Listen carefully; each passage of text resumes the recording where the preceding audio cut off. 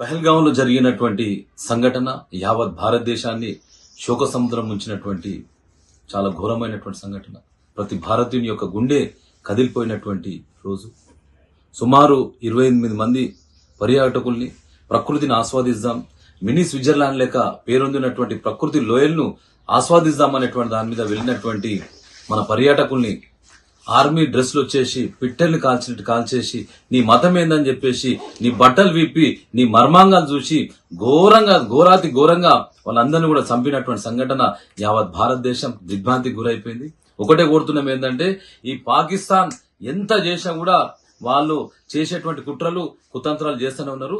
సింధుకు సంబంధించినటువంటి నీళ్లను వెంటనే ఆపేటువంటి ప్రయత్నం చేసి ఈ కీర్ మాంగేతో కీర్ దేంగే, కాశ్మీర్ మాంగేతో చీర్ దేంగే అనేటువంటి దాని మీద ప్రతి యువతరం నడుం బిగిద్దాం. పాకిస్తాన్ ను ప్రపంచ పటం లేకుండా చేసేటువంటి సత్తా, దమ్ము, ధైర్యం ప్రతి భారతీయునికి ఉందనేటువంటి విషయాన్ని కూడా తెలియజేసుకుందాం. జై హింద్, జై భారత్.